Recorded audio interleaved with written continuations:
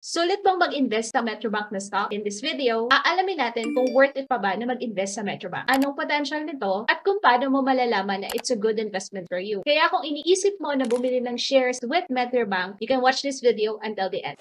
Hi, if you're new here, my name is Christina and I make videos about trading and investing in the Philippine stock market. Before we start, mention ka lang that this video is for educational purposes and should not be considered as a financial advice. This is not a recommendation to buy, to hold, or to sell the stock. You are responsible for your own investment, kaya always do your own research before buying any stock. So, unang tanong, magkano ang Metrobank stock? Sa ngayon, nandito yung price niya sa around 73 pesos per share. Kung titignan din natin sa historical data, kung bumili ka last year, around 50 pesos per share siya. Umakyat na siya ng 73 pesos per share. That is more or less mga 39%, no? At kung a-address pa tayo, if you would look at the price where it was during the pandemic, atong 2020, it was around 30 pesos per share and it just continues to recover right after the pandemic. Pero bakit nga ba pinag-uusapan ng Metrobank? Metrobank kasi is one of the top 3 biggest banks sa Pilipinas kasama ang BDO at BPI. Sa profile ng company, makikita nyo na Metrobank was incorporated in 1962. So, matagal na talaga siyang player sa banking industry. So, di ba private siya noong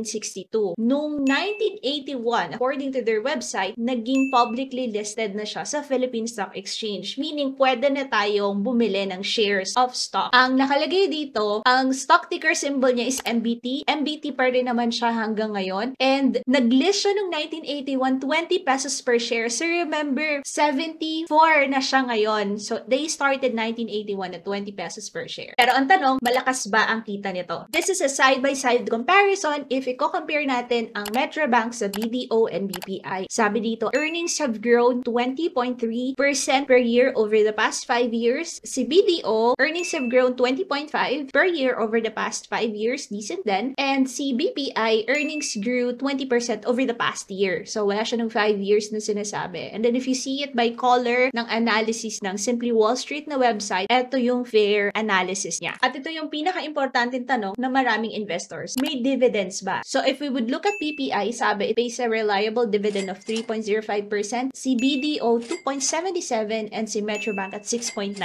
Nag-blend na ako sa background. Okay, so kung titingnan naman natin yung dividend history niya, no? Teka, nakaharang ako. Ayan. So if you would look at their dividends, ang data na meron sila dito sa Dragonflies 2015, no? Every March, nagpe-pay out sila ng regular dividends. Tapos, ito yung dividend yield in percent niya. And as you can see, they're consistently giving out dividends every year. If you look at page 2, dito sa 2022, nagbibigay na siya ng March and September. So, ito, March 2023, September. Ayan, dalawa na yung binibigay niya. Isang special at isang regular na dividends. And as you can see, umaakyat din yung yield niya as the year goes by, no? March and then September ulit. Tapos March ngayong 2025, magbibigay din siya. You could also see the yield dito sa website nila na 4.06%. So bago ka mag-decide kung bibili ka ng Metrobank na stock, tingnan natin yung mga bagay-bagay na nakaka-apekto dun sa presyo ng stock. Dahil not all the time, ganito yung nangyayari sa kanya. The stock price does not move on a straight line. Pinatunayan naman yan ng pandemic, diba? So una, kamusta ba yung kita ng Metrobank? Isa sa magandang sign na kumikita yung company is kumikita ba siya consistently. Pag tinignan natin dito yung financials, earnings niya, you would see that except during the pandemic, you would see 2021,